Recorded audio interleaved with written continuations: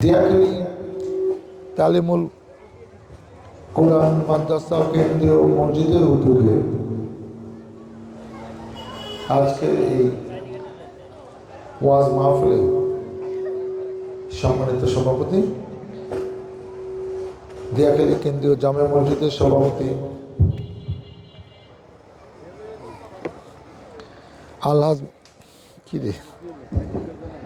আলহাজ মোহাম্মদ নুরুল ইসলাম, উপস্থিত আছেন রাজনৈতিক দলের নেতৃবর্গ, এলাকার মুরব্বিয়ান, মুসল্লি ভাইয়েরা, দূরে দাঁড়িয়ে যারা আমার বক্তব্য শুনছেন, পর্দার আড়ালে বাড়িতে বসে যে সকল মা বোনেরা আমার বক্তব্য শুনছেন, আসসালামু আলাইকুম।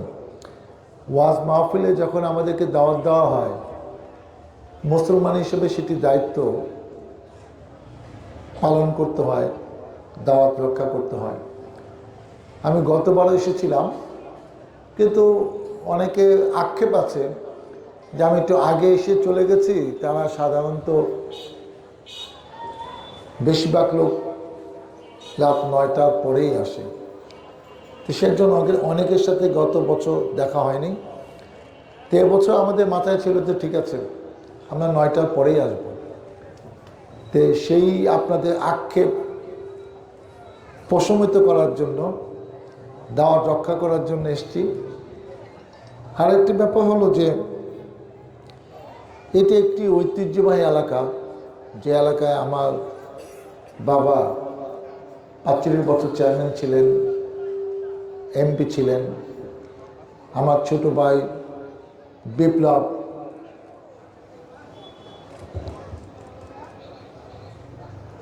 13 বছর 13 বছর চেয়ারম্যান ছিলেন, ভাইস চেয়ারম্যান ছিলেন আরও কয়েক বছর।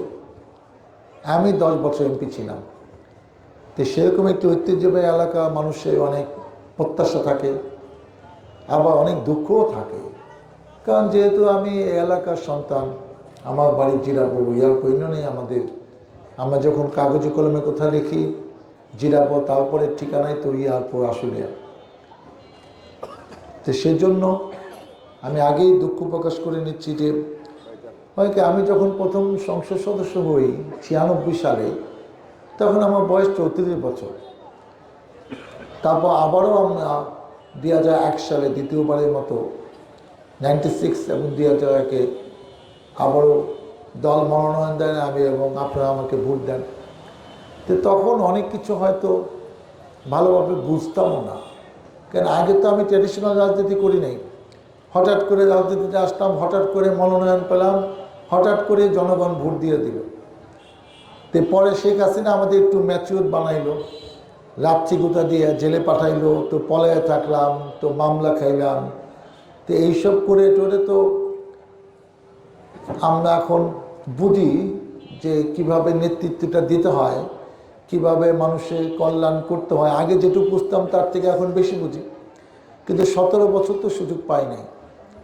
এই 17 বছরে আমাকে 3 বার জেলে যেতে হয়েছে। 53 মামলা নিয়ে আমাদের এখনও ঘুরা ফেরা বেড়াইতে হচ্ছে, এগুলা নিয়ে ইলেকশনও করতে হচ্ছে। মাঝে মাঝে নামাজে পড়ে দোয়ার সময় ভাবি যে হায়াত আল্লাহ কতদিন দিছে জানি না, তাই আমি কবরে যাওয়ার আগে এই মামলাগুলাকে যেন আমি বিদায় দিতে পারি, মামলাগুলা নিয়ে আমি কবরে যেতে চাই না। তা আমরা আশা করছি যে নতুন একটি সরকার দায়িত্ব পেলে তখন হয়তো সব মামলার সমস্যাগুলো থাকবে না। দেখেন, ওয়াজ মাহফিলে আরেকটা আমাদের নির্বাচন 12 তারিখে। আপনাদের যে কমিটি পবিত্র দায়িত্ব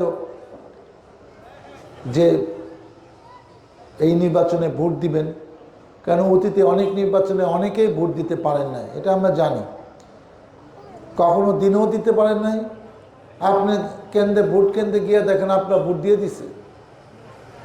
আবার কেউ বলছে যে আর কেউ কাছে গিয়ে দেখেন ব্যালট পেপারই নাই, কারণ এগুলা রাতে সিল মেরে ছুঁয়ে দিছে। এইবার কিন্তু সেই নির্বাচন হবে না।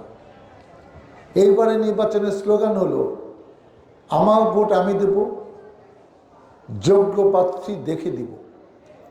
এবং আমি বিশ্বাস করি যে এবার একটি সুষ্ঠু নির্বাচন, স্বচ্ছ নির্বাচন, এবং আপনি আপনার ইচ্ছা মতো যাকে যোগ্য মনে করেন তাকে ভোট দিবেন, এইটা নিয়ে কোনো বাধা দেওয়া হবে না, শক্তি প্রয়োগ করা হবে না, এবং কোনো রকম ঝুট ঝামেলা হবে এরকম সম্ভাবনা কেউ নাই। দেখুন, অতীত দিনে আমরা নির্বাচনের মাঠে কাজও করতে পারি নাই।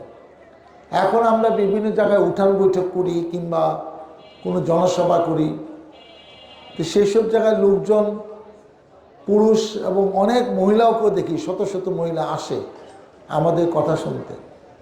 অতীতে কিন্তু কোনো নির্বাচনী ক্যাম্পে মহিলারা যাইতো না, যাওয়ার মতো পরিবেশ ছিল না, আতঙ্কে থাকতো। এবং সেই সব জায়গায় ক্যাম্পিংয়ে কি হইতো, দিব্যি গালিগালাজ, দলকে কিংবা ব্যক্তিকে গালিগালাজ করা হতো। আমি মনে করি মানুষ অনেক সচেতন, কাকে ভোট দিবে তারা চিন্তা ভাবনা করছে, কোন দলকে দিবে সেটাও তাদের মাথায় আছে। তারা সবার কথা শুনতে চায়, যেটা গণতান্ত্রিক রাষ্ট্রের একটা পূর্ণাঙ্গ ব্যবস্থা, যে আমরা সব ক্যান্ডিডেটের মতামত দেখব, শুনবো, তাদের কথা শুনবো, তারপর ভেবে চিনতে যাকে যোগ্য মনে করি তাকে আমি ভোট দেব। এবং সেই পরিবেশ কিন্তু আছে। আপনারা বলতে পারেন যে বিচ্ছিন্ন ঘটনা হচ্ছে, এই যে শরীফ ওসমান হাদি যেটি ঘটনা ঘটল, তাকে হত্যা করা হলো, ছেলেটা স্পষ্ট কথা বলতো, উচিত কথা বলতো এবং সুন্দর করে কথা বলতো। আমি আগে হয়তো তাকে অতটা চিনতাম না, সে গুলিবিদ্ধ হওয়ার পরে ফেসবুকে দেখে তার সম্বন্ধে যেটুকু জেনেছি যে সে একটা ট্যালেন্টেড ছেলে ছিল, ঢাকা ইউনিভার্সিটি থেকে পাশ করা, চমৎকার বক্তব্য রাখত। তো এটাও কিন্তু আমরা কামনা করি না যে একজন ক্যান্ডিডেট, তার জীবনে নিরাপত্তা নাই, তাহলে কেমন নির্বাচন হচ্ছে?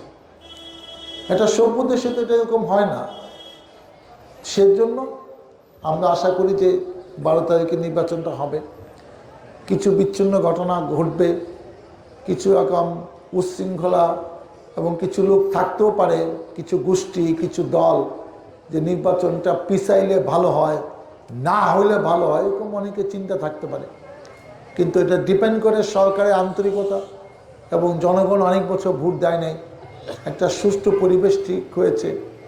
আজকে 1400 ছাত্র শ্রমিক জনতা শহীদ হয়েছেন, 24-25 হাজার আহত হয়েছে, যাদের এক হাত নাই, দুই হাত নাই, এক পা নাই, দুই পা নাই, অনেকে পঙ্গু আছেন, অনেকে এখনও এমন অসুস্থ যে স্বাভাবিক কাজকর্ম করতে পারে না।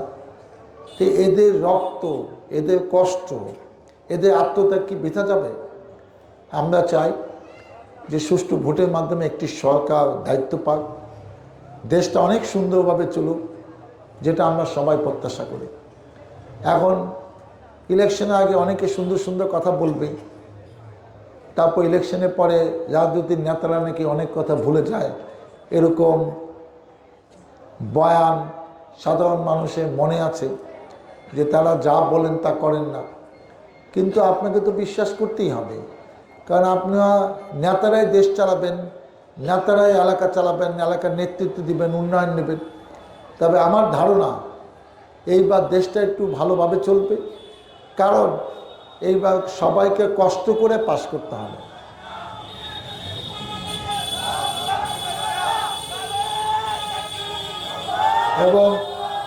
এবং আমরা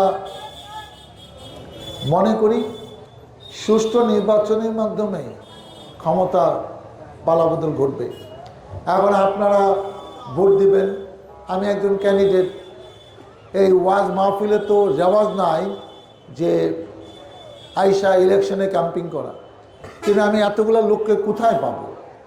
সেজন্য আপনারা ক্ষমা করবেন, আমাকে বাধ্য হয়ে এই ইলেকশনের কথা একটু বলতেই হচ্ছে। তো সেজন্য আমি আপনাদের কাছে দোয়া চাই, সহযোগিতা চাই, সমর্থন চাই। এই এলাকার সন্তান হিসাবে আপনাদের কাছে ধানের শীষে ভোট চাই। আপনাদের ভোটে আমি নির্বাচিত হয়ে আপনাদের পাশে থেকে, আপনাদের সাথে থেকে এই মসজিদের জন্য, মাদ্রাসার জন্য, এলাকাবাসীর জন্য যেন অনেক কিছু করতে পারি। মহান আল্লাহ তাআলা আমাকে যেন সেই তৌফিক দেয়। আমি আমাদের প্রিয় নেত্রী দেশনেত্রী বেগম খালেদা জিয়ার জন্য দোয়া চাচ্ছি। তিনি অসুস্থ, 80 বছর বয়স, এবং আমরা ইতিমধ্যে সারা বাংলাদেশে প্রত্যন্ত অঞ্চল থেকে সব জায়গা থেকে তার জন্য দোয়া হচ্ছে। শুধু এইখানে দোয়া করলে হবে না, আপনারা 5 ওয়াক্ত নামাজে দোয়ায় তাকে অন্তর্ভুক্ত করবেন, যাতে উনি দ্রুত সুস্থ হয়ে আমাদের মাঝে ফেরত আসতে পারে। আর একটি ছোট্ট ঘোষণা দিতে চাই, আমাদের প্রিয় নেতার দলের ভারপ্রাপ্ত চেয়ারম্যান তারেক রহমান 25 তারিখে 12টার সময় এয়ারপোর্টে নামবেন। তা আমরা আমাদের যারা দলীয় নেতৃবর্গ আছে তারা সহ আমরা তাকে অভ্যর্থনা জানাতে সেখানে যাব।